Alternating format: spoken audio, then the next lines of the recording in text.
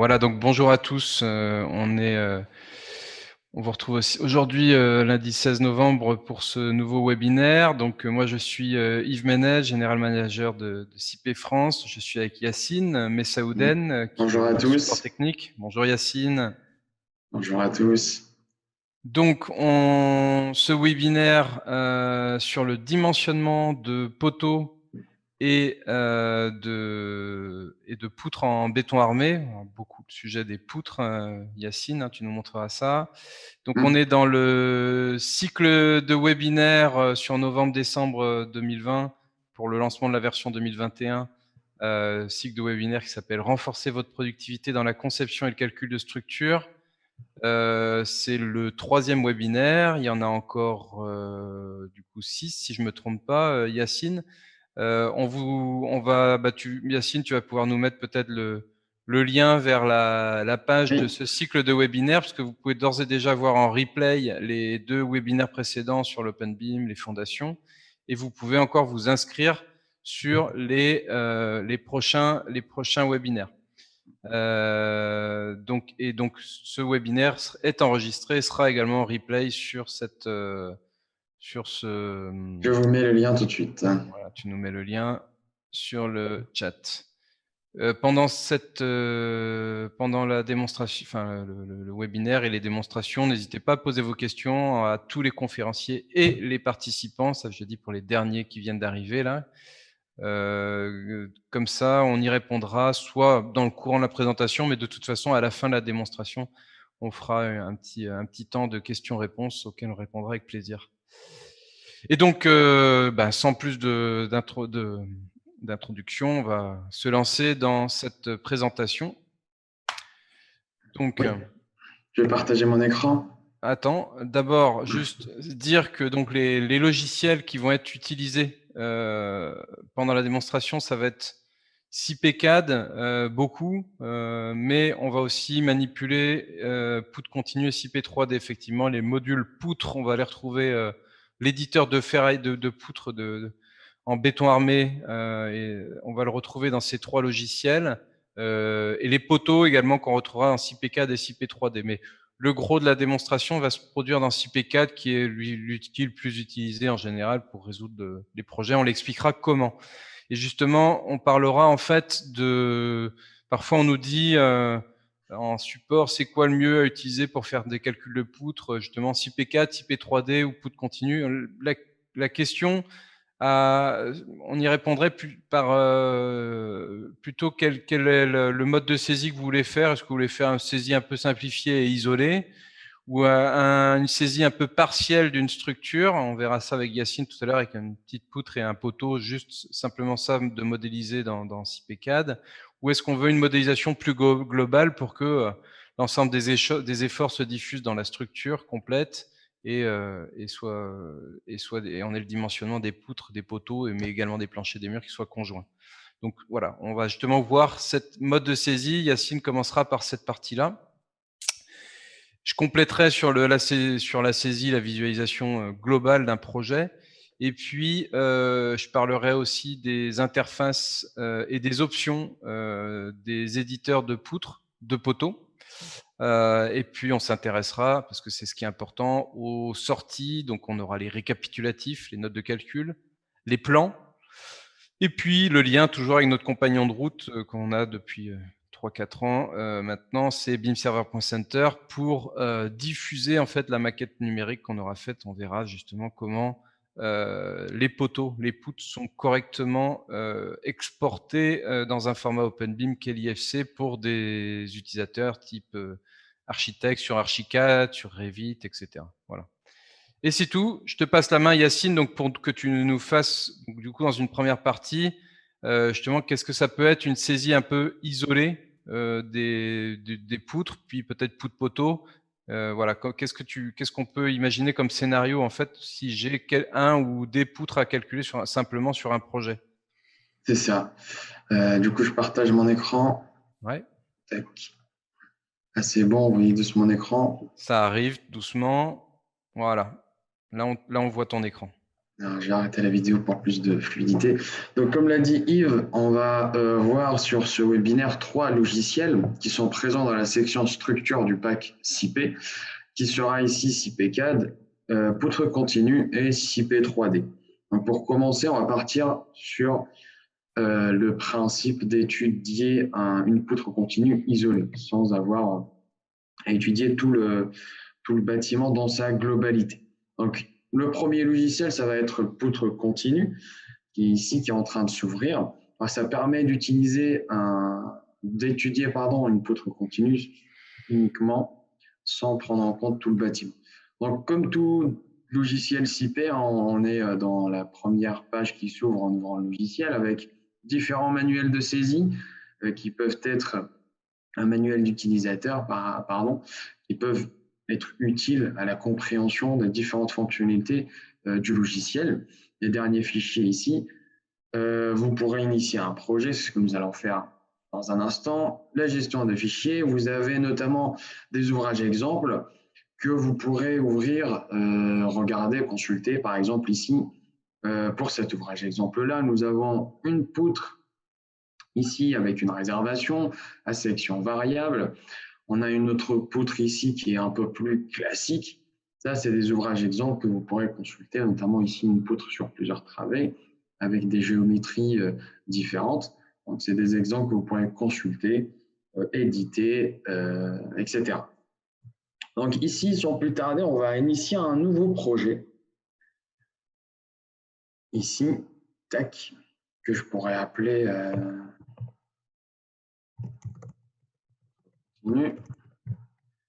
ici. Quand j'initie un projet, le logiciel me permet de paramétrer dès le départ toutes les options, enfin la plupart des options que je souhaite réaliser pour justement que le logiciel les prenne en compte directement. Donc ici, pour les normes, on a en béton de l'Eurocode 2, l'acier laminé Eurocode 3 et 4, ainsi que pour l'acier formé à froid. Donc ici, je peux directement cliquer sur suivant. Il est bien évidemment possible de sélectionner d'autres normes. Vous avez également la possibilité de paramétrer le béton. Ici, on va laisser par défaut, il n'est pas nécessaire de le modifier. Vous avez également les paramètres de l'acier laminé, de l'acier formé à froid, les différentes combinaisons possibles, les hypothèses de charge ici. Je vais directement venir, dès le départ, dès l'initiation de mon projet, ajouter mes charges. Ici, par exemple, je vais ajouter une hypothèse additionnelle qui va être le langage du logiciel, mais plus couramment, on appelle ça des cas de charge. Donc, pour le logiciel, c'est des hypothèses additionnelles, en d'autres termes, des cas de charge. Donc ici, je vais venir ajouter une nouvelle hypothèse additionnelle qui va être ici une charge permanente. Je vais également ajouter une charge d'exploitation que je vais utiliser bien plus tard. Ici, on ne renseigne pas de valeur ni quoi que ce soit. Donc, je peux désormais cliquer sur suivant. On a la possibilité à la fin de paramétrer le processus constructif avec l'instant de décoffrage, les charges permanentes, la surcharge, etc.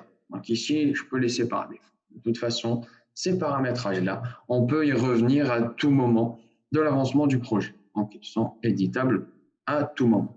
Donc, on arrive à l'interface du logiciel qui est pour l'instant vide. Pour cela, il faut que je vienne ajouter une poutre. Donc, pour cela, dans le menu déroulant Données générales, je viens ajouter une poutre continue pour l'ouvrage. Et avec le petit plus, je viens sélectionner ma poutre continue. Donc, pour la référence de poutre, on peut la laisser comme ceci. Le nombre de travées ici, pour l'exemple, va être une seule travée. Pour la portée de chaque travée, sera ici, on va partir sur une travée de 5 mètres. En cliquant sur suivant, je retrouve différentes familles de poutres. Pour chaque famille, on retrouve différents types. Par exemple, ici, on a des poutres plates ou plus communément nommées des poutres noyées. On retrouve des poutres en retombée ici. Pour chaque famille, comme je l'ai dit, on retrouve plusieurs types. Un retombée rectangulaire, un retombée avec une tête collaborante ou pas. On retrouve également ici les poutres treillis, des murets, etc., etc. Pour chaque famille, on a plusieurs types. Donc, pour cette démonstration, on va partir sur une poutre ici en retombée, qui va être une poutre en retombée rectangulaire. Pour ce qui est des dimensions, pour la largeur, on partira sur 25 cm et pour la hauteur, on sera sur 50. Donc, on est ici sur une poutre de 25 par 50. En cliquant sur suivant, j'ai également la possibilité de déterminer, de paramétrer mon plancher. Donc, on retrouve une poutre qui peut être isolée. Elle peut être en contact avec un plancher qui peut être sur plusieurs niveaux, comme on le voit ici. Plancher avec dénivelé, une liaison entre plancher incliné, ce qu'on appelle on peut appeler communément une poutre de faîtage, hein. Ici, une liaison en avant-toit avec une toiture inclinée. Donc, on va pas se... Ici, on va sélectionner le deuxième type, hein, avec un plancher à plusieurs niveaux qui va être sur le même niveau avec une épaisseur à gauche et à droite de 20 cm. En cliquant sur terminer, ma poutre continue s'ajoute ici. Alors évidemment, je peux ajouter le nombre de poutres que je veux sur mon projet. En acceptant, le logiciel me propose tout simplement une géométrie. Ensuite, il faut venir éditer la géométrie dans l'éditeur de géométrie. Toujours dans le menu déroulant Données générales, ici, édition de la géométrie et des charges de la poutre continue sélectionnée. Ensuite, on vient dans l'éditeur de géométrie. Au niveau de mon éditeur, pour commencer, je vais venir décrire mes nœuds qui sont ici. Avec le petit bouton description des nœuds, nous, ici, le logiciel nous propose dans un premier temps un nœud encastré. Ici, on a un appui passant de type encastré. Et pour ça, pour cette démo, on va partir sur une articulation pour le nœud à gauche et une autre articulation pour mon nœud à droite. Une fois les nœuds décrits, je vais pouvoir venir ici ajouter les charges sur ma poutre. Donc pour cela, ici avec le petit bouton introduire des charges sur les travées de la poutre, je viens sélectionner ma travée ici et je viens dans un premier temps ajouter mon poids propre qui va être ici une charge uniforme. Alors on peut introduire une charge de différentes manières. Le poids propre ici sera de 28,5 et on a fait un petit calcul au préalable sur un projet déjà existant. Le poids propre représente la poutre et le plancher. Ici, on accepte, on voit directement ma charge qui se rajoute ici. Ensuite, je viens ajouter ma charge permanente, qui va être ici de 4,5 kN par mètre. De la même manière, je viens ajouter ma charge d'exploitation, qui pourra être ici de 7,5 kN par mètre. Il est également possible d'ajouter une charge ponctuelle ici, qui va être une charge permanente, ici, ponctuelle, avec une valeur de 10 kN par exemple. Nous allons la définir par une position relative qui va être ici de 0,25, ce qui signifie que notre charge sera exercée à 0,25 de ma poutre, c'est-à-dire à un quart de ma poutre, et qui va être ici le petit 10, juste ici. Donc, une fois mes charges déterminées, mes nœuds également décrits, je peux cliquer directement sur accepter. Une fois mes charges déterminées, mes géométries pareil, je peux directement lancer un premier dimensionnement pour ma poutre. Donc ici, une fois le dimensionnement réalisé, j'ai directement le récapitulatif, la note de calcul de ma poutre qui apparaît ici avec les différentes vérifications et le détail du calcul effectué, bien sûr, aux eurocodes. J'ai également un ferraillage qui va être proposé par le logiciel et que vous pourrez éditer, modifier et consulter librement. Ici, ce n'est pas le but, vous le verrez en deuxième partie avec Yves. Donc voilà une première partie, une première possibilité d'étudier une poutre continue isolée, issue directement d'un projet complet au niveau du logiciel poutre continue. En deuxième Et partie, donc là tu as oui, fait une poutre, mais effectivement, sur un projet poutre continue, tu peux faire un projet de plusieurs poutres, mais que des poutres. Donc c'est là, ça. soit une poutre sur une travée, soit des poutres sur, 1, 2, 3 appuis, enfin pas un appui, non, mais 2, 3, 4 appuis en mode Plusieurs, poutre on peut continue, faire, d'où le nom du c'est ça, logiciel, quoi, poutre continue. c'est ça. Des poutres continues, ça peut être plusieurs poutres, plusieurs travées, sans problème. Tout dépendra du cas que vous aurez sur votre projet. Mais effectivement, ça va être uniquement des poutres continues qui peuvent être sur plusieurs travées. Ouais, Et donc sur un même, ce qu'on va voir, en fait, c'est que ce module-là, en fait, ce module-là, c'est le module isolé de l'éditeur de poutre qui est intégré à CPCAD et CP3D, ce que tu vas nous montrer ensuite, quoi. c'est ça, ce module-là, c'est ce qu'on appelle le module poutre continue. Soit vous pouvez l'utiliser en isolé seul, soit l'utiliser dans CPCAD ou CP3D. Et justement, nous allons directement passer sur CPCAD, où ici, CPCAD est un logiciel assez complet, hein. On pourrait faire l'étude de votre projet dans sa globalité, une étude structurelle dans sa totalité. Et ici, on va partir pour, dans un premier temps, utiliser uniquement le module poutre continue. Hein, c'est le parallèle du logiciel poutre continue, c'est le même module, mais ici, on va voir directement en utilisant ici des fonds de plan que vous pouvez voir sur mon logiciel, que j'ai déjà calé au préalable de cette présentation. Ici, on est sur un projet qui est constitué de plusieurs niveaux, comme vous pouvez le voir ici. Ce qui va être en plus du logiciel poutre continue, c'est qu'ici, on va pouvoir partir directement sur des fonds de plans fournis par l'architecte, des plans de l'architecte, et ça va être plus graphique que le logiciel poutre continue. Donc ici, je suis sur CPCAD, j'ai calé les fonds de plan de l'architecte, que vous pouvez voir ici. Chaque niveau a son petit fond de plan, comme ceci. Et en baladant, par exemple, au niveau PH R+1, c'est le plan de l'archi, je peux constater et vérifier où mettre ma poutre, par exemple, vu que les plans de l'archi ne contiennent pas les éléments structurels de mon projet. Donc ici, par exemple, si je prends mon petit local ici, mon T4, alors le but n'est pas de faire tout le projet, bien évidemment. Donc ici, mon local T4, salon cuisine, je vois qu'il y a une assez grosse surface de plancher. Il faut que je recoupe pour mieux la reprendre. Donc ici, rien de plus simple. Si je décide de mettre une poutre ici qui va traverser mon plancher, rien de plus simple, je viens au niveau de mon menu déroulant ici, poutre, où l'on retrouve les mêmes familles et les mêmes types de poutres que nous avons sur CP poutre continue, pardon.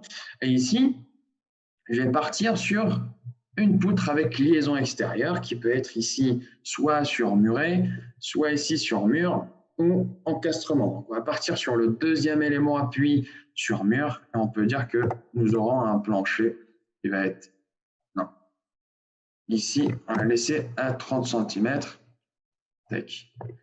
juste ici, et on peut accepter. Donc là, je vais venir directement au niveau de mon fond de plan pour renseigner mon petit muret qui servira d'appui à ma poutre. Donc juste ici, je peux faire comme ceci, un autre ici. Alors, on peut activer les accroches pour mieux s'accrocher au fond de plan. Une fois mes appuis définis, je reviens ici pour sélectionner ma poutre, la poutre que je vais étudier, qui va être ici de la même manière une poutre en retombée, qui sera une poutre de 30 par 40. Je viens, je la mets ici. Alors, j'ai juste enlevé mon fond de plan vu que j'ai mes murets. Et je viens la mettre ici. Donc, un de plus simple, en 2 clics, j'ai défini mes appuis ainsi que ma poutre. En me baladant également au niveau de mon fond de plan, ici, par exemple, si je descends jusqu'au niveau du bas, ici, j'ai une superposition de mes fonds de plan. Ici, là, je me retrouve au PH rez-de-chaussée et je peux m'apercevoir justement en superposant mes plans, le R rez-de-chaussée et le R+1, que ma façade ici ne sera reprise par aucun élément au niveau du rez-de-chaussée. Donc, je peux très bien décider de mettre un poteau ici avec une poutre qui sera traversée par une poutre pour reprendre toute la façade qui va poser dessus du niveau supérieur. Donc pour cela, pour ajouter un poteau, rien de plus simple, au niveau de l'onglet entrée de poteau, je viens ici, je cale le fond de plan qui me va bien, le rez-de-chaussée avec le R+1. Ici, je suis comme ceci, donc on est bien. Je décoche mon R+1 vu que je me suis déjà repéré. Donc dans le menu déroulant introduction, niveau groupe, poteau, noyau et amorce, je viens ajouter un nouveau poteau. Donc pour commencer, je définis le groupe final et initial de mon poteau. Le groupe initial sera ici fondation et le groupe final sera ici PH rez-de-chaussée. Pour ce qui est des dimensions, on partira sur un poteau de 30 par 30 comme ceci. En acceptant, je peux venir directement me positionner. Alors, je vais activer les accroches pour mieux m'accrocher à mon fond de plan. Donc ici, je viens insérer mon poteau. En l'éditant, je pourrais modifier mon point fixe pour mieux l'adapter à mon fond de plan. Et comme mon fond de plan n'est pas correctement droit, je vais venir renseigner un angle de rotation à mon poteau qui est ici de 7 degrés que nous avons déterminé au préalable de cette démonstration. Donc ici, j'ai mon poteau qui est correctement calé en fonction de mon fond de plan. Ensuite, au niveau d'entrée de poutre, je vais revenir ici où je vais retrouver mon poteau qui est ici et qui arrive bien au niveau PH rez-de-chaussée.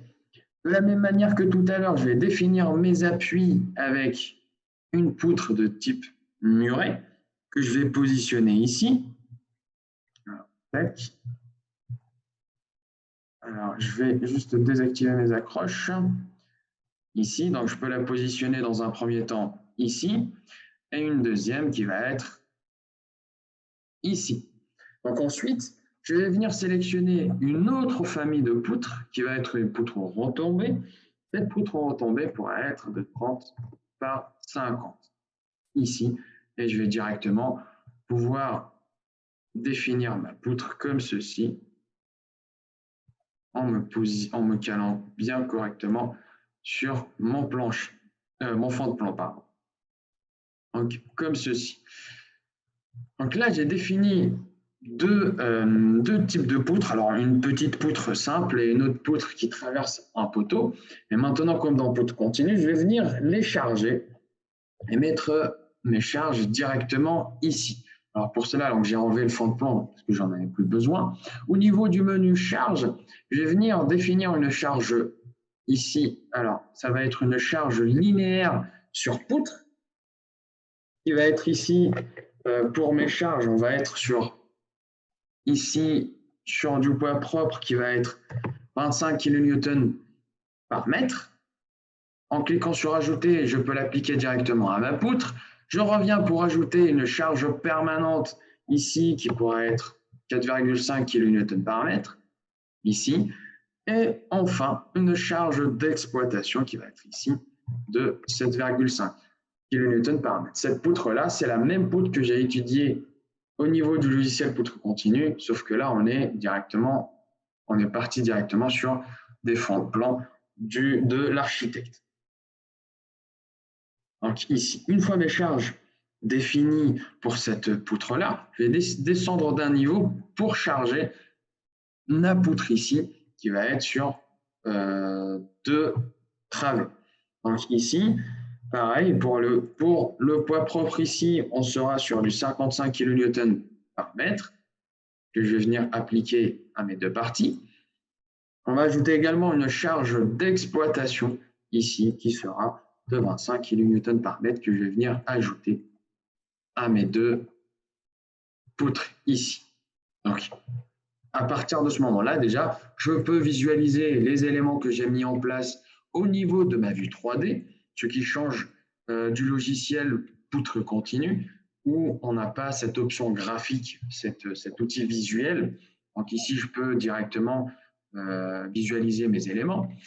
Et ensuite, désormais, je peux directement lancer un calcul de mon projet pour voir de la même manière, avoir les notes de calcul, les résultats obtenus ici. Et ce qui change, c'est que nous pourrons visualiser graphiquement les résultats tels que la déformée de mes poutres. Ici, en cliquant sur voir la structure, je retrouve mes poutres ici.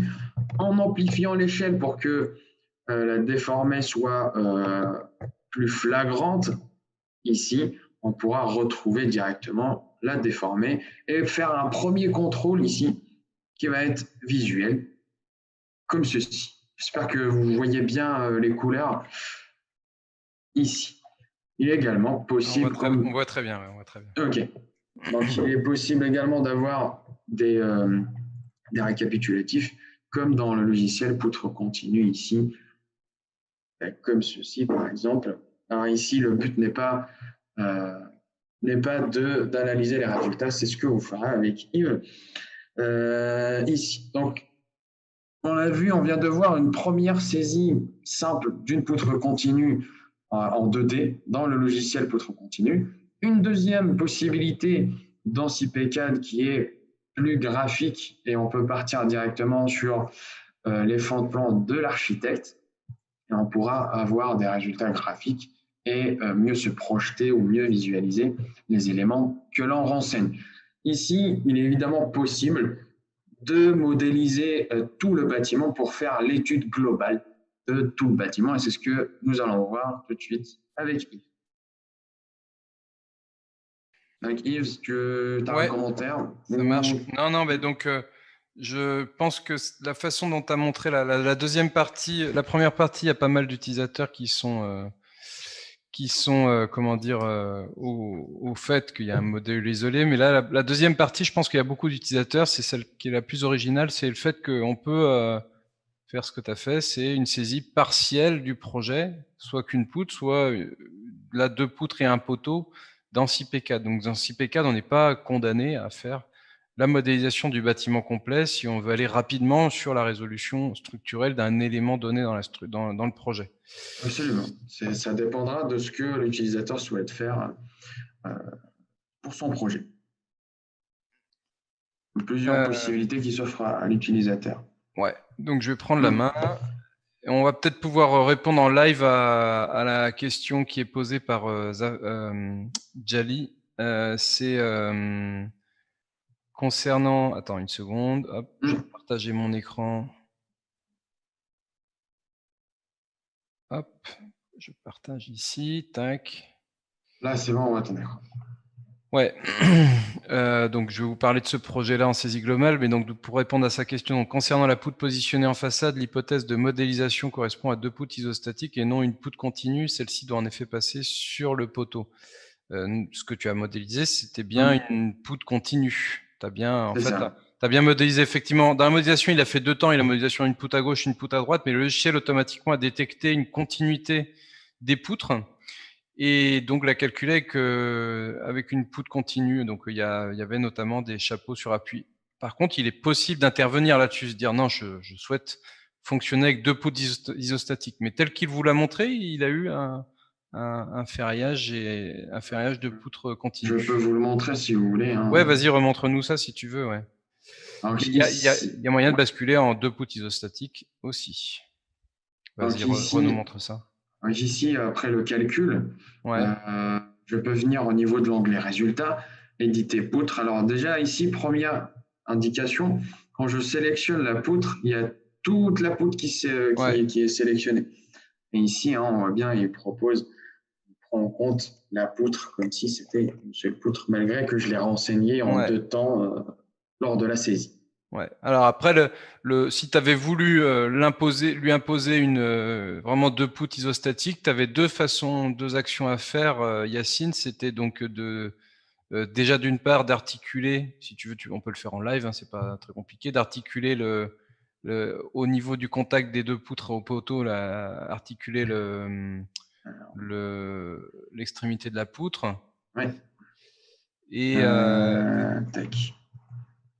Et puis, et en plus, du coup, pour avoir vraiment 2 plans de ferraillage distincts, il aurait fallu que tu fasses menu poutre. Je crois que c'est diviser l'alignement. Ça se passe dans alignement de poutre. Alignement de poutre. Voilà, un peu plus haut là. Ouais, celui-là, plus haut. Celui-ci. Ouais, et donc là, tu as Et ça, divisé on un peut alignement. directement Parce que diviser justement, un c'est ça le alignement. concept, c'est que automatiquement le logiciel, il a détecté 2 poutres qui étaient en alignement, c'est pour ça qu'il en a fait une poutre continue. C'est d'ailleurs une option qu'on peut paramétrer. Ça, c'est à partir de quand le logiciel considère un alignement. Et donc là, ouais, si on regarde du coup comment il a résolu ça. Là, déjà, première Voilà, déjà, tu as indication, donc deux là, on poutres. a Quoi. deux poutres bien distinctes ici. Voilà. Première poutre. Et chacune vit sa vie. Voilà. Et deuxième poutre ici. Donc, vous pourrez éditer une par une. Allez, je reprends la main et on passe à Vas-y. on va passer de cette saisie partielle à commenter en tout cas la saisie globale. Vous voyez bien mon écran Là, c'est là, bon. Yacine, Ouais, c'est c'est bon? bon. Ouais, C'est ça bon. marche. Là, on Donc, voit ton écran bleu. ouais, bleu, non? Oui, Le bleu avec Windows? c'est ça. Ah bah alors attends, je me suis trompé d'écran. Hop, arrêtez, je vais refaire. Et c'est plutôt... Oui, c'était l'écran 2. Voilà, je recommence. Là, ça va être Là, c'est mieux bon. normalement. Là, on voit le projet. Ouais, tu vois le projet. Alors, on a compris ce que donc tu nous as fait une saisie isolée ou partielle dans CP4, la saisie globale, bien entendu, et puis c'est clairement une qui est très avantageuse pour la résolution globale du projet, c'est de faire la modélisation complète du projet. Alors là, je suis sur un projet d'un petit bâtiment de bureau dont on se sert en formation. Alors, je ne vais pas vous faire la démonstration de la modélisation globale du projet, ça se passe très bien. Ça se passe donc dans CPCAD, dans le même interface que là où était Yacine. Entre entrée de poteau, entrée de poutre, on fait la modélisation. De toute façon, on a sur CP Learning, alors c'est cp-learning.didact.com, vous avez ce module de formation qui s'appelle CPCAD Initiation et études de cas, qui est justement, alors là on voit ma bouille dans la présentation. J'ai le lien sur le chat. Tu mets le... Bah attends, je l'ai en copier-coller si tu veux, je te mets tout de suite. Tac. Si je retrouve les commentaires.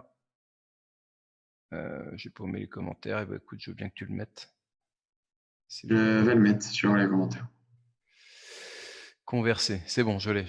Hop. Donc, de toute façon, je l'avais mis dans un premier commentaire au préalable. Donc, sur cette formation, justement, c'est une formation qui est idéale vraiment pour faire une prise en main du logiciel et justement, elle permet d'aboutir à ce projet qui présente beaucoup une ossature, pour beaucoup, une ossature poteau-poutre, sauf sur l'encadrement de la cage d'ascenseur où en fait on a du mur en béton armé. Et puis il y a de l'escalier également aussi dedans. Alors, les commentaires que je voulais faire, moi, là, maintenant, c'est dire, voilà, on peut faire une saisie isolée, partielle, globale, comme c'est le cas à ce qu'on a à l'écran. Et on obtient, du coup, en saisie globale, un bâtiment dans sa totalité. Et quand on va lancer le calcul, ce que va faire CPCAD, il va, aux éléments finis, réaliser, en fait, un calcul de la matrice de raideur du bâtiment, appliquer les chargements et obtenir les déformations, et du coup les efforts au sein des éléments structurels modélisés, plancher, poutres, poteaux, jusqu'à une réaction d'appui, ce qu'on pourrait assimiler la descente de charge en pied de poteau et un calcul de fondation. C'est vraiment un outil assez global là-dessus. Sur les options, je vais vous montrer ça tout de suite.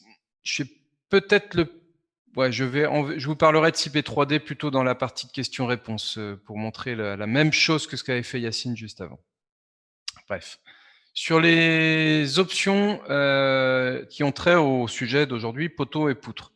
D'abord, avant d'aller dans les éditeurs correspondants, il faut savoir que vous avez énormément d'options dans CPK. Donc, si on va dans Ouvrage données générales, une fois qu'on a choisi notre norme, déjà ce qu'il faut savoir, c'est que pour le type de béton, donc là on est déjà sur des sujets calculatoires, le type de béton qui va être utilisé dans les poutres, ça va être celui qui est identifié dans plancher, d'accord?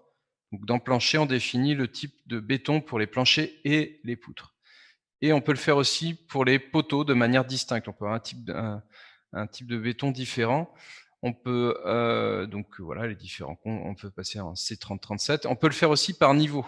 C'est-à-dire qu'on peut dire là, par exemple, tout de suite, c'est du C25-30 au 5e et idem dans les étages inférieurs, mais on pourrait dire, ah oui, mais au rez-de-chaussée, je voudrais du C30-37 pour une raison X ou Y, quoi. D'accord? Ça, voilà, déjà 2 sujets sur le béton armé. La caractéristique du granulat, ça va être pris en compte aussi, dans le calcul. Et puis, on a au niveau du ferraillage, quel type d'acier? Acier S500, et là, on a un petit bouton qui s'appelle, ferraillage par position. En fait, c'est l'option des options de table d'armature, mais et aussi énormément d'options. Moi, j'appelle ça la grande boîte d'options du logiciel, au niveau du ferraillage des éléments en béton armé. Alors l'interface, on va se focaliser sur poutres et poteaux, c'est le sujet du jour. Donc par exemple, en haut, en fait, on va retrouver les options pour les poteaux, noyaux et murs, mais donc du coup pour les poteaux. On va avoir le choix du type d'acier, sur les barres longitudinales, sur les cadres, mais en fait là on va être en S500 partout, hein, S500 idem, idem, idem, idem. Et puis on a, les options. Alors les options, pour les poteaux, on a toutes ces options-là qui sont disponibles, qui sont des options diverses. En fait, on a les tables d'armature, c'est ce qu'on autorise au logiciel à ferrailler. Des options de dimensionnement, de vérification, de disposition d'armature. Et donc, là aujourd'hui, on va pas passer toutes les options en revue. Je vous en montre juste un petit peu, voir comment ça fonctionne. Par exemple, la table d'armature de poteau, tout simplement, c'est cette, fenêtre-là qui, voilà, on se dit: «Oh, au début, il faut la digérer», mais je vais vous la faire un bref aperçu. Par exemple, en fait, le but du jeu ici, c'est de dire: quels sont les diamètres utilisables pour mes armatures longitudinales? Bah, oui, je voudrais bien du HA10, du HA12, du HA14. Peut-être que pour, chez moi, c'est difficile à trouver dans le commerce. Et puis on va essayer d'éviter de faire du HA25, du HA32. On va préférer augmenter la section de béton ou mettre plus de barres peut-être. Voilà, ça c'est mon choix à moi en tant que projeteur. Pareil sur les transversales, quels sont les cadres les diamètres de cadre que je vais autoriser, dans mon ferraillage. Du coup, ça me crée en dessous une matrice en fait de possibilités de ferraillage. Si j'ai dans les coins du HA10, du HA12, du HA16, tiens, on va habiliter le HA8. Parce que le HA8, pourquoi pas? Hein, il n'y a pas de raison. Si j'habilite le HA8 dans les coins, il faut que je lui autorise, qu'est-ce qu'il a le droit de ferrailler dans les faces? Je vais éviter de faire du HA10 dans les faces si j'ai du HA8 dans les coins des poteaux rectangulaires. J'autorise du HA8. Alors on voit une espèce de diagonale ici qui correspond à ce jeu d'options qu'on peut gérer. Et puis quand j'ai du HA8 dans les coins, qu'est-ce que j'autorise comme armature transversale? Du HA6, du HA8, mais je vais éviter d'avoir des cadres plus gros que mes armatures longitudinales. Mais c'est un choix, c'est un choix. Je peux bien entendu habiliter tout et le logiciel, il va me ferrailler toujours au plus optimal au niveau du poids d'acier. C'est ça qu'il faut comprendre, c'est que le logiciel, lui, la règle du jeu, c'est il va dimensionner au plus optimal au poids d'acier, au vu des normes et au vu de ce que j'ai ici sur les options de ferraillage de poteaux. Je peux aussi paramétrer, et c'est mon critère utilisateur, un espacement libre minimal qui pourrait être éventuellement supérieur à la norme, ou je peux dire quelque chose d'inférieur à la norme, et dans ce cas, c'est la norme qui va primer. Et donc, une fois que j'ai fait ça, vous voyez, j'ai habilité du HA8 en longitudinal. Je l'ai habilité pour un poteau qui fait de 0 à 1000 cm. Donc, en fait, c'est habilité dans tous les cas de figure. Et là, du coup, je peux voir les armatures générées. Alors, il faut que je le fasse aussi, excusez-moi, pour les poteaux circulaires. Voilà, quand j'ai du HA8 en longitudinal, qu'est-ce que j'autorise comme cadre? Et du coup, quand je fais voir les armatures générées, eh bien, je vais voir ce que le logiciel va faire. Par exemple, si j'avais un poteau, on va dire 15 par 25 ou 15 par 20, voilà, 15 par 20, il a plus le droit qu'à ça. 15 par 25, il a le droit à un peu plus d'options parce qu'on lui autorise à mettre des barres sur les faces en plus des barres dans les coins. Et puis, il y a même 2 possibilités de ferraillage transversal. Donc, ce qu'il faut comprendre, c'est que le logiciel, parce que parfois on a le commentaire, le logiciel il surdimensionne, ça dépend de vos options utilisateurs. Et ensuite, le logiciel va dimensionner en fonction du ρ, en fait, c'est le ratio d'acier, et lui, il va toujours essayer de placer le ferraillage de poteau le plus, où il y a le moins d'acier, donc c'est en fonction du ρ, là, ici, à 11%, à 21%, et hop, tac, s'il a un ferraillage qui match avec tout ce qui va sur la norme, avec les vérifications de la norme, et ben, il va rester avec ce ferraillage-là. Donc lui, le but du jeu, il cherche à optimiser, mais en respectant votre critère. C'est ce qu'il faut comprendre. Votre critère ne s'arrête pas qu'à une table d'armature, il peut aussi y avoir des options de dimensionnement. Par exemple, le critère de symétrie, c'est le pourcentage de différence de section pour mettre une armature symétrique. C'est-à-dire qu'on peut avoir parfois des efforts de flexion qui font qu'on a besoin d'un plus gros diamètre d'un côté du poteau que de l'autre, mais peut-être qu'on souhaite de toute façon avoir une armature symétrique parce qu'on a peur que le chef de chantier ou l'ouvrier sur place, il tourne mal l'armature, et dans ce cas, on va préférer des armatures symétriques. Donc, etc., etc. Beaucoup d'options ici qui peuvent être consultées dans ce bouton, notamment aussi les enrobages. Par défaut, on est sur un enrobage à 3 cm.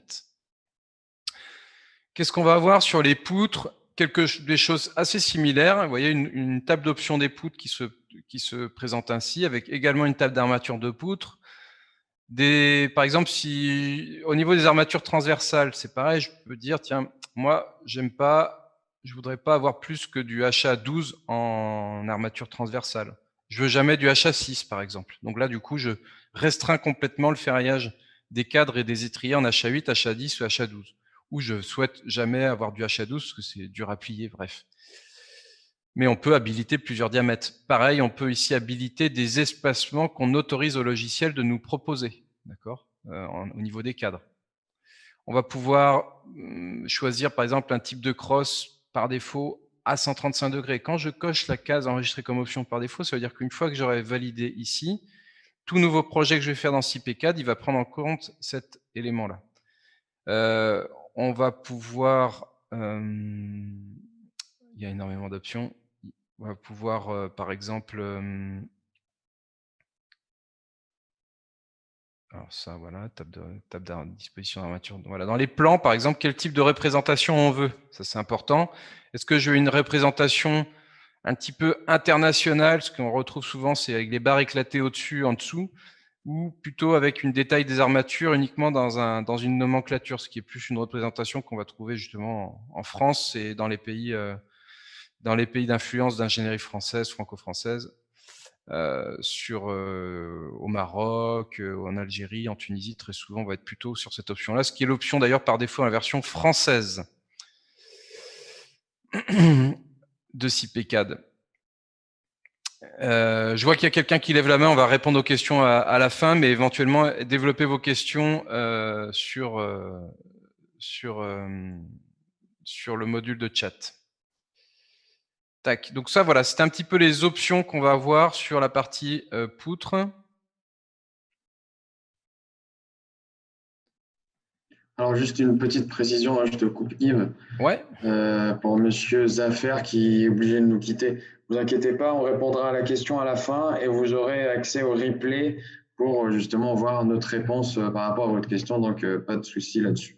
Ouais, parce que là, comme ça, là, on va y répondre de manière complète tout à l'heure quand j'aurai fini cette partie Et vous présentation, la parce que sinon retrouverez en c'est assez replay. long. Ouais. Donc, voilà, donc ça, c'est un petit peu les options qu'on va trouver pour le choix du ferraillage des poutres, des poteaux. Tout à l'heure, Yacine, il nous a montré un petit peu les différents types de poutres possibles. Donc, du coup, moi, je vais compléter par les différents types de poteaux possibles. Là, dans ce projet-là, ce qui a été fait, c'est des poteaux, finalement, carrés, 30-30 pour la plupart. C'est ce que vous verrez dans le projet. En fait, on définit donc le niveau initial, le niveau final de notre poteau. Il y a pas mal d'options, coefficient de flambement, coefficient d'encastrement. Par défaut, un poteau dans CPCAD, il est encastré en pied et en tête, sachez-le. Ici, par exemple, on a fait un poteau circulaire, voilà, en diamètre 30. Okay. Mais on peut faire des poteaux un petit peu plus sophistiqués. Par exemple, on pourrait faire des poteaux ici. Par exemple, on a pu faire un poteau en rez-de-chaussée uniquement. Et d'ailleurs, on peut avoir des différents types d'un niveau à l'autre sur la même implantation. Là, par exemple, un poteau en section mixte, toujours un poteau 30-30, mais avec un HEA à l'intérieur. Peut-être qu'on avait un problème. Si on a un problème pour une dimension donnée de poteau et qu'on ne souhaite pas augmenter, parce que architecturalement parlant, on veut rester dans cette dimension 30-30, on ne veut pas augmenter le poteau, ben on a l'option d'éventuellement d'avoir du poteau mixte. C'est du calcul du coup Eurocode 4 qui va se produire sur ce morceau de poteau et Eurocode 2 sur les autres niveaux. Et encore une autre fonctionnalité assez intéressante. Alors attendez, je vais désactiver la grille, parce que ça vous fait des petits points qui piquent. C'est des poteaux à section générique. Donc on peut faire du poteau rectangulaire, circulaire, du poteau mixte avec du rectangulaire, circulaire, avec un profilé dedans ou dans un tube. Et effectivement, on a l'outil de section générique.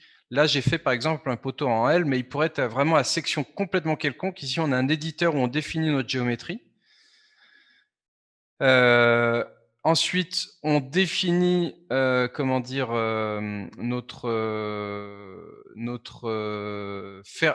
notre ferraillage de transversal, enfin longitudinal, pardon. Voilà, et donc on va pouvoir positionner donc nos barres. Voilà, en fait ici, ce qui a été fait, c'est de dire s'il y a un ou différentes barres dans les coins, dans les faces. Et ensuite, on vient définir, tiens, celui-là, je vais le faire de 0 par exemple. On vient définir comment on veut que soit ferraillé transversalement ce poteau. Donc, je vais l'appeler par exemple trans 1. Et du coup, là, on peut faire, en fait, on définit comment on veut attraper nos aciers longitudinaux. Je vais faire ici, par exemple, ce qui était dans notre cas, là, tac, comme ça. Mais j'aurais pu faire autre chose, quelque chose. Alors, il faut éviter les poussées au vide. Je peux très bien, à un moment donné, avoir un étrier que je souhaite mettre comme ça en diagonale. D'accord? Et ensuite, on définit le type de diamètre. Et donc, ça va être pris en compte avec un calcul Eurocode 2 de cette section. D'accord? Voilà, donc du poteau carré rectangulaire, mixte ou de la section générique en béton armé. Ensuite, ce qu'il faut bien voir, c'est des sujets qu'on va voir de mécanismes. Alors, on a vu qu'on peut éditer les encastrements en tête en pied des poteaux. Au niveau des poutres, on va pouvoir gérer plein d'options de poutres. On peut pas parler de tout, mais on peut gérer notamment, par exemple, les encastrements. Alors, par défaut, tout est encastré, c'est-à-dire dans le logiciel, on trouvera cette petite hachure. Une fois qu'on a créé comme on l'a vu tout à l'heure avec Yacine, une fois qu'on a créé les poutres sur un appui, par défaut, elles sont encastrées sur cet appui. Il faut le savoir, dans CP4, tout est encastré par défaut. Si on veut imposer une articulation, c'est par exemple ce que j'ai fait moi dans cette poutre continue qui passe par un poteau intermédiaire et un poteau d'extrémité. Moi, j'ai imposé, en fait, ici, une articulation. C'est ce qu'on voit avec ces boules qui sont vertes ou roses suivant comment on se trouve, enfin elles sont vertes par défaut. Donc ça veut dire que je viens d'imposer sur cette poutre continue d'être considérée articulée sur appui parce que je ne voulais pas compter sur un encastrement sur mes poteaux. Je veux que ma poutre soit autosuffisante au niveau de ces travées-là. Néanmoins, j'ai pas mis d'articulation sur l'appui intermédiaire parce que je voulais pleinement mobiliser la continuité d'effort entre les deux travées, quoi. Voilà, ça c'est un autre sujet parmi tant d'autres. On a vu tout à l'heure les sujets de diviser alignement. Et donc une fois qu'on a fait notre modélisation globale, on va pouvoir lancer donc un calcul de notre structure, ce qui va permettre d'acquérir les efforts, mais aussi de ferrailler ces éléments poutres et poteaux. Donc ça va pas être très long sur un projet de cette taille-là, on va le voir. Et encore, moi, je suis sur un PC où j'ai que 4 processeurs. On peut monter jusqu'à 8, je crois, Yacine. 8, le logiciel va être en capacité de dispatcher les calculs sur 8 processeurs. Oui, ça dépendra du nombre de processeurs disponibles sur le PC. Ça dépendra vraiment du PC. Mm. Et du coup, le calcul prendra plus ou moins de temps en fonction de la taille du projet et de la puissance de la machine qu'on utilise. Donc là, on voit, il a déjà fini le calcul et finalement, elle est dans le travail de dimensionnement du ferraillage et de vérification. Donc, c'est ce qu'on va pouvoir consulter. Alors, une fois qu'on a fait ça, si on se concentre toujours sur poteaux et poutres, donc on va avoir, tu l'as montré tout à l'heure, une déformée, donc je ne vais pas le remontrer. Mais effectivement, sur les poutres, on va pouvoir avoir le même éditeur de poutres qu'à chaque fois on avait dans Poutre Continue ou dans CP3D d'ailleurs aussi. Et en fait, on peut donc éditer, par exemple, cette poutre continue. Et ce qui est bien, c'est que au sein de CPCAD, donc c'est le même éditeur qu'on a dans Poutre Continue qu'a montré Yacine, mais au sein de CPCAD, tout d'un coup, on a capacité de voir cette vue de dessus des poutres. Donc du coup, on peut se balader dans tout le projet de poutre pour voir ce qui a été proposé en ferraillage. On peut passer d'un niveau à l'autre. Voilà, par exemple, cette poutre continue, cette poutre continue, cette poutre continue. Ici, par exemple, on voit une petite originalité de CP4, c'est la possibilité de gérer de la poutre à section variable en béton armé.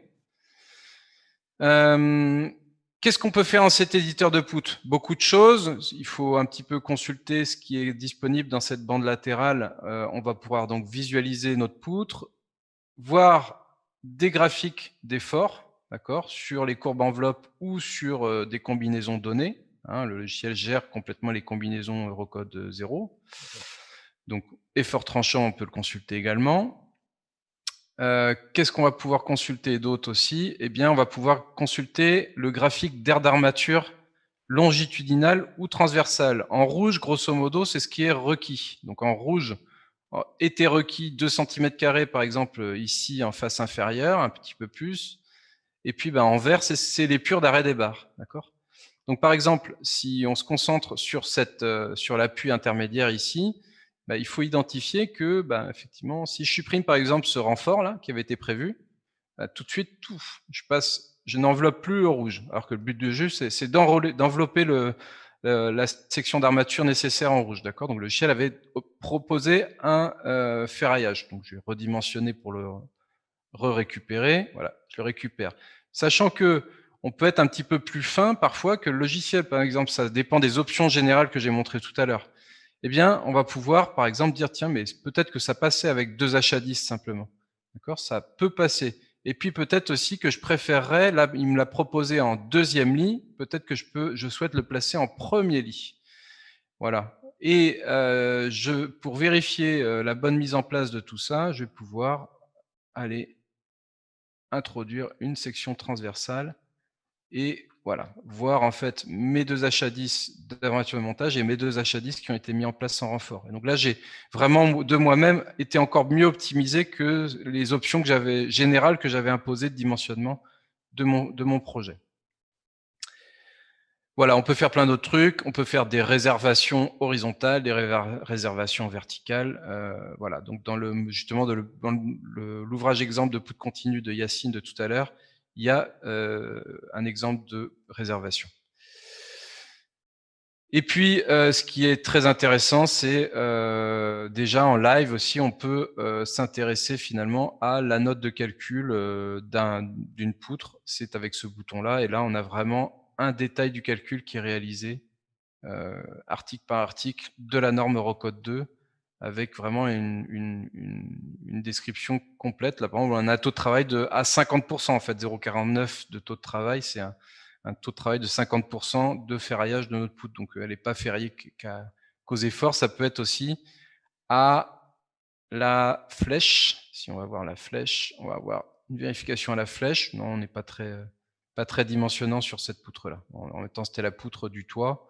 Peut-être qu'il faut descendre sur d'autres pour voir un critère de flèche un peu plus sévère. Bref, voilà, donc on a un éditeur des options générales de poutre et poteau, un éditeur de poutre, un éditeur de poteau, et dans ce cas-là, on va pouvoir voir un poteau, un peu le même esprit, c'est-à-dire qu'on a un éditeur de poteau qui se trouve ainsi avec 4 cadrans.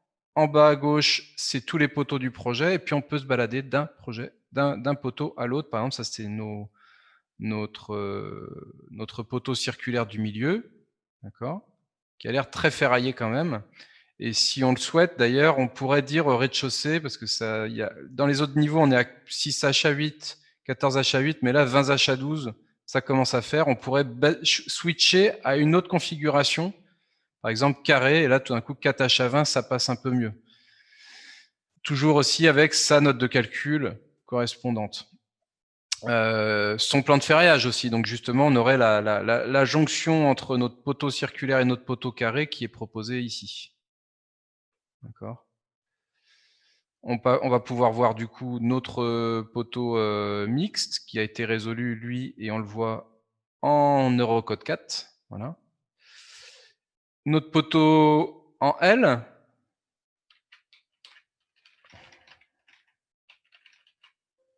Ah, je vais conclure sur cette partie-là, parce que je sais pas, j'avais préparé cette... Ok, tac. Donc le poteau en L qui aussi a son plan de ferraillage et son plan de... Donc j'ai eu un petit accro là, on va le réouvrir. De toute façon, il n'y a pas de perte quand on fait un calcul, il y a un enregistrement qui est fait en cours de route. Hop.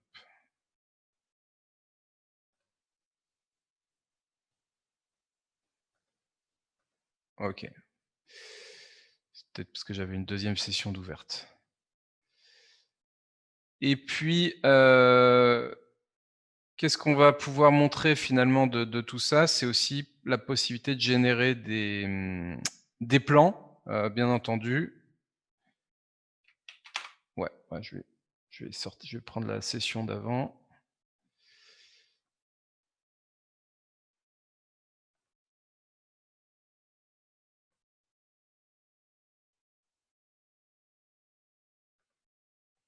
Voilà, au niveau des plans, on va donc pouvoir créer des plans automatiques, par exemple, plan de ferraillage de poteau. Je voudrais sortir par exemple le poteau P5 uniquement. Je peux sélectionner uniquement la référence P5, d'accord. Uniquement peut-être en rez-de-chaussée.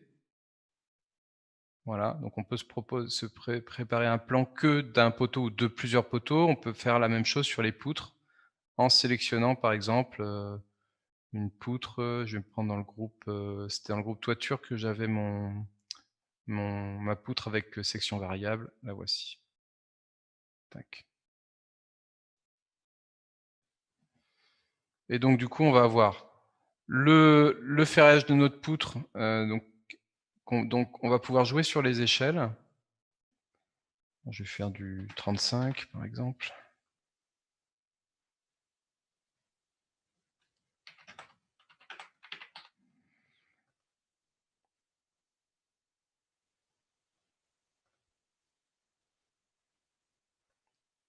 Et ouais, c'est ça, c'est que j'ai pas changé.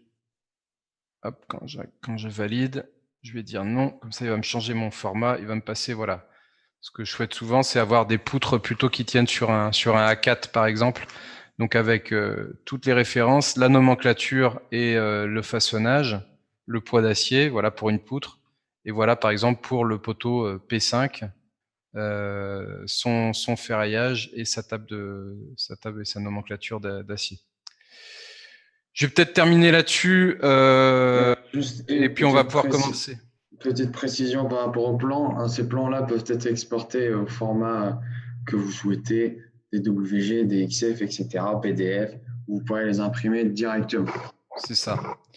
Et puis je vais donc les livrables, voilà, des notes de calcul, on les a vues dans les éditeurs, des plans, et puis en plus effectivement, sachez qu'on a un lien avec la plateforme collaborative BIM Server.Center, ce qui va permettre de partager le projet à un architecte, un BIM manager. Donc si P4, de toute façon, quoi qu'on modélise dedans, il y a de l'IFC qui est généré.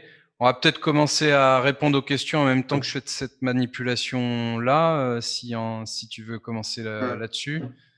Donc, juste sur le comment dire, sur le sujet, en tout cas de la maquette numérique, on vous met, voilà, j'ai créé un projet BIM qui s'appelle Webinaire OpenBIM Structure 16 novembre. Je vous ai en fait partagé par ce bouton-là le lien et je vous l'ai mis en question. Vous pouvez cliquer dessus et vous pourrez du coup demander à collaborer à ce projet. Ça fait que vous pourrez le visiter, et notamment, par exemple, si vous utilisez par exemple un viewer qui n'est pas typé, qui s'appelle Beam Server, Beam Une Vision, vision. ou Beam Vision en bon français, ouais. Voilà, donc là on voit vraiment justement, c'est pas que de la 3D. Qu'est-ce qui fait qu'on est dans du BIM? Déjà, un premier truc, c'est vraiment un respect de la sémantique des éléments, c'est-à-dire que ceci est un poteau, ceci est une poutre. Ça paraît bête, mais c'est ça justement le premier niveau de base, c'est de respecter la sémantique. En l'occurrence, c'est que ce soit un IFC BIM pour une poutre, un IFC colonne pour un poteau, et après il y a différentes informations qu'on trouve sur le projet. Ça, c'est ça qui va permettre à un partenaire architecte, BIM manager, etc., d'exploiter vos données issues de votre maquette, que vous pourrez donc du coup à chaque fois actualiser, puisqu'il y a un maintien d'un GUID. Allez, j'en dis pas plus sur le BIM, et répondons aux questions. Alors, nous avons une question de Monsieur Zaf Erdogan qui malheureusement nous a quittés, enfin qui est parti. Hein. Pour les poutres indiquées en relevé, module poutre continue, cette disposition ne semble pas prise en compte pour le relèvement des charges, pas de possibilité de mettre des charges suspendues. Comment peut-on calculer ce genre de poutre dans le module poutre continue ou dans CPCAD? Ouais, donc tu voulais répondre à celle-là ou tu veux que j'y réponde? Non, vas-y. Bah, le sujet des charges suspendues, finalement, c'est un sujet de disposition constructive surtout.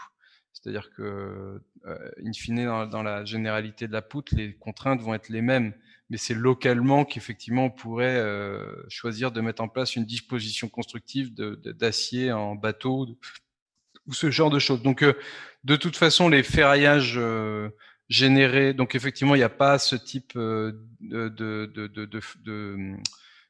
au sein des logiciels, il n'y a pas la fonctionnalité d'ajouter ce type de ferraillage constructif, enfin qui ne sont pas que constructifs, ils peuvent être calculés, des aciers en bateau. Le logiciel, lui, resserre en fait les cadres, donc c'est un peu plus consommateur effectivement, par exemple, que des armatures en bateau, mais c'est aussi juste de resserrer les armatures transversales pour remonter ces charges-là. Donc, ce qui est possible de faire de toute façon, c'est que les plans de toute façon peuvent être toujours générés, comme l'a dit Yacine, en DXF, DWG. Donc, on est complètement libre pour éditer ces plans-là et rajouter des dispositions constructives particulières. Et qui sont disponibles dans le logiciel directement. Une nouvelle question de Monsieur Oussama Zizi. Comment peut-on vérifier les déplacements et la torsion? Pouvez-vous nous indiquer la différence entre un poteau avec référence externe et sans référence externe?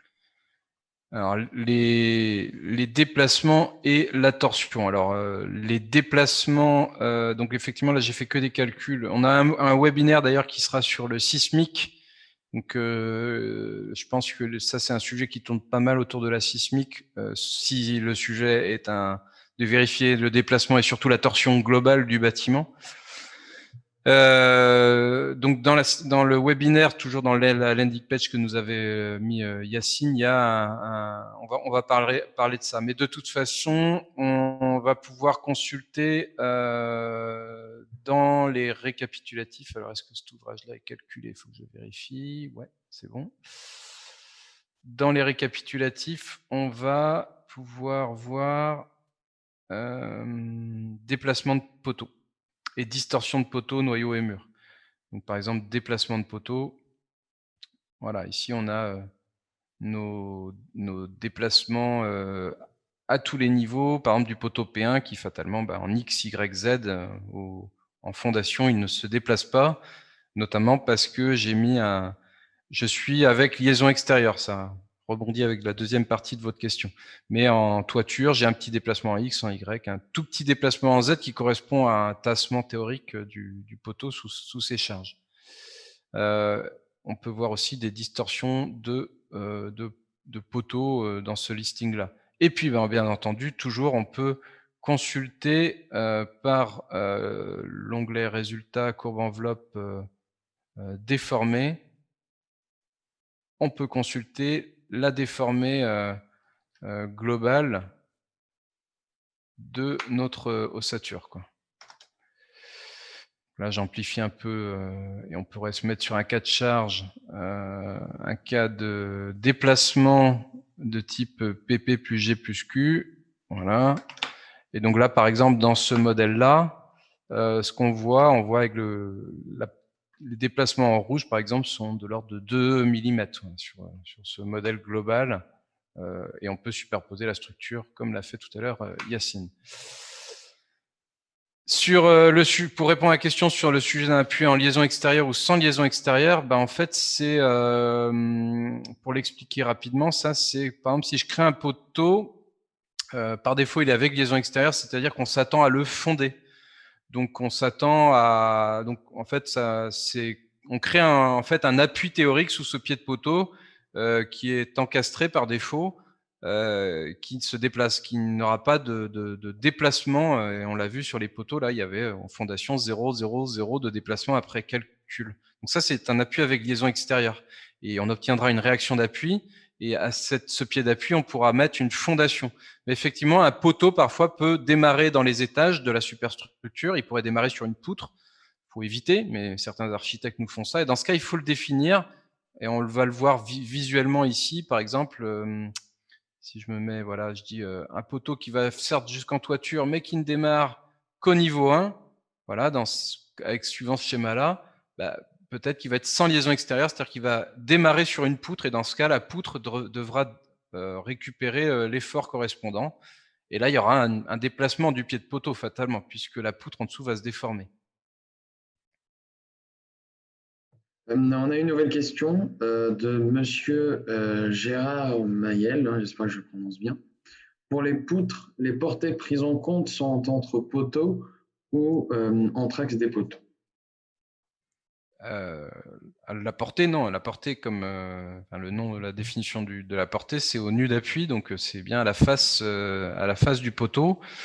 Donc c'est effectivement quelque chose qui est à souligner. C'est vrai que pour nous c'est une banalité maintenant, mais qui effectivement dans beaucoup de logiciels on raisonne au nœud de la modélisation. Non, le CPCAD, on fait une modélisation géométrique et il fait une résolution analytique correspondant à la portée des poutres. Et on peut le voir, je crois, à un endroit dans le mémoire de calcul, ce sujet-là.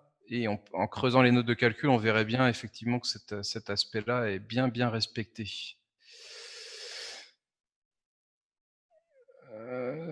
Si j'ai l'inspi, mémoire de calcul, voilà, notamment, c'est au niveau de la discrétisation de la structure. Sur ce schéma-là, par exemple, on voit, c'est en vue en plan, on voit l'axe, on voit un poteau ici, une première poutre qui part là, une autre poutre un peu plus large que le poteau qui part ici. Et en fait, la longueur de la poutre, c'est analytique d'ailleurs, c'est jusqu'à la face du poteau. Et après, le logiciel gère des excentricités entre ce point de contact et l'axe du poteau. Mais en tout cas, au niveau du calcul de la poutre, ça se passe au nu du poteau, mais avec prise en compte aussi, vous savez, dans les eurocodes, la profondeur d'appui a un impact dans les vérifications. Donc la profondeur d'appui est une donnée aussi importante qu'utilise le logiciel dans la résolution des notes de calcul. Donc c'est la dernière question. Ah s'il n'y a pas plus de questions, c'est parfait. Si tu peux juste montrer la landing page, hein, il y a Oui, des ouais, on va webinaires conclure à là-dessus. venir. Et Ouais. de toute façon, pour ceux qui n'ont pas pu suivre jusqu'à la fin ou pas du tout, vous aurez des replays. Hein, à la place du bouton inscription, vous aurez un bouton replay pour le revisionner. Donc voilà, n'hésitez pas à vous inscrire pour les autres webinaires à venir. Voilà, donc comme le dit Yacine, donc on a vu la partie OpenBeam, la partie fondation. Là aujourd'hui, on vient de voir les poteaux et poutres en V3 armé. D'ici 1 ou 2 jours, ici, il y aura un bouton replay pour revisionner tout ça. Et vous pouvez encore vous inscrire sur donc les prochains. Jeudi, on parlera plancher d'alplène et renfort de poinçonnement. La semaine prochaine, les planchers à caisson ou réticulaires, ça devrait intéresser pas mal de gens du Maghreb, je crois, où cette technique se généralise beaucoup. On parlera ensuite de structures mixtes, acier-béton, escalier, séisme le 9 décembre. Et puis, enfin, réservoir cylindrique, mur et écran de soutènement en béton armé. Et les calculs et ferrages de poutres de grande hauteur. Donc, il y a encore beaucoup au programme. Voilà, s'il n'y a pas d'autres questions, on va conclure là-dessus. De toute façon, vous pourrez toujours nous consulter au support, donc support.france@cip.com ou ça c'est pour les utilisateurs en France, et pour les autres utilisateurs francophones, nous vous invitons à contacter le support international. Ils sont disponibles aussi au support@cip.fr. Voilà. Donc, merci à tous et à bientôt dans les prochains webinaires. Ouais, merci beaucoup. Merci à tous de vos questions. Et